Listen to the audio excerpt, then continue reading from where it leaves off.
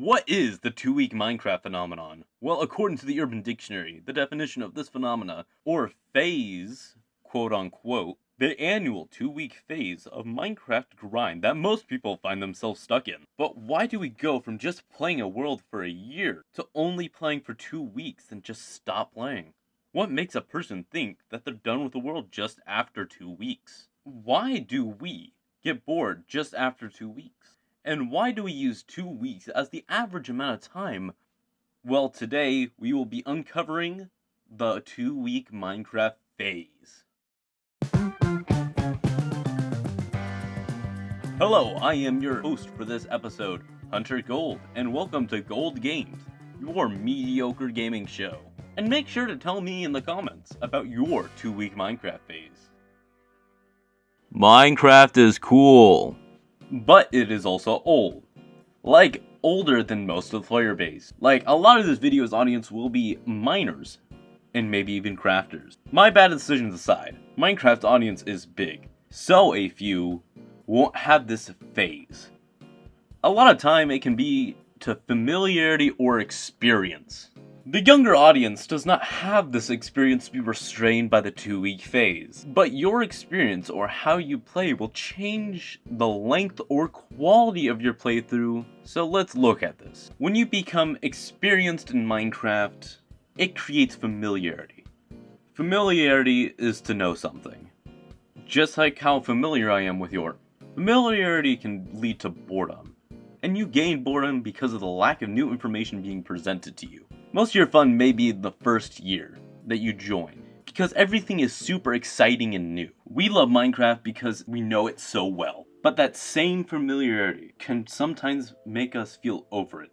It's a double-edged sword. According to Decision Lab, the mere exposure effect is our tendency to develop preferences for things simply because we are familiar with them. We play Minecraft because it's familiar to us because of social media, making us eager to play again. But this can also go in the opposite direction. From the same article, the mere exposure effect may eventually counteract itself. Research has shown that too much exposure may limit and distract from our attention to the stimulus. Like when you eat something so much you don't like the taste as much. Then you try it later and it's not as good as it used to be. That's why finding a woodland mansion may not feel special on the 5th time. But you may be wondering, why do I not feel this when playing Skyrim, for example? By the nature of games like that, with objective story elements, random encounters, class builds, and multiple story paths, it makes the experience different each time. The ingenious of game mechanics like this makes games very replayable, because it's always different depending on what you decide earlier in the game. Like Terraria, what people call the Minecraft 2D ripoff, has amazing replayability. With being in danger all the time, having special seats, and a class system, it's no wonder the game devs won't let this game go. Last update, I promise. This is also like how your shooters work. In different games, you'll have a different type of player, weapons, and even a different experience, if you are in the right area at the right time. Another factor may be updates. When playing Minecraft, not as much is different from the last update anymore. So when it does update, old players come out and mostly have the same experience. With the current update plan of smaller updates, it may make more 2-week Minecraft phases because people want to try the new stuff. That's why I think it always lasts 2 weeks. Because that's the average amount of time that is thought for a player to get through the game and the new update. Also, the problem with new Minecraft is updates no longer add progression to the game. The last update that truly added anything to the progression was the Nether update. It came out in freaking 2020. We got the new hell while I was in hell. Everything since then either makes the game easier in a progression sense, or does not add anything that's useful to progression. Going back to Terraria, even without many updates, it has good progression, since it has things locked behind progressing the game. In the sense of keeping players engaged, Terraria is amazing with the constant progression. The 2-week Minecraft phase seems to be driven by a mix of familiarity, a lack of progression, and the desire for a new experience. So you may be wondering, how can I make my Minecraft phase longer? To make your Minecraft phase longer, we should look at what makes other games longer. The best one I would go for is objective. Not just beating the bosses, but I would have a defined objective for a world.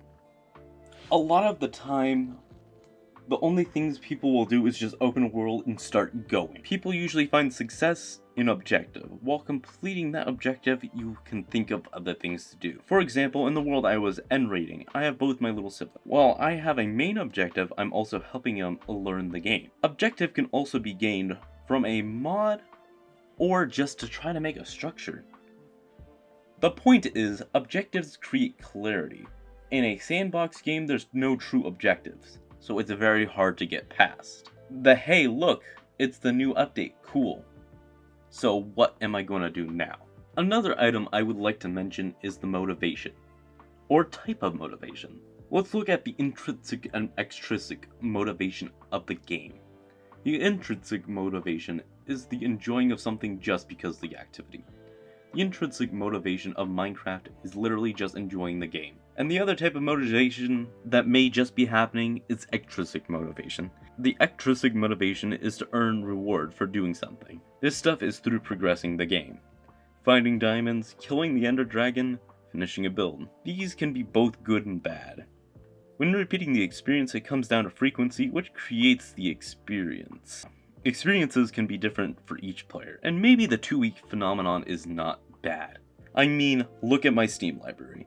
It's full of games I have just not played. But there's always been a kind of universal truth to all Minecraft players. You never leave Minecraft, you just take long breaks. Thank you all for watching, and have a wonderful day. Today I would like to shout out Storms888. He's a variety channel. He posts TF2 videos, Roblox videos, and much more. So make sure to check out the boys. I can't tell you how much of these people have influenced my content. So please check them out. Maybe drop a few subs. And it may be worth watching them while eating your meal one night.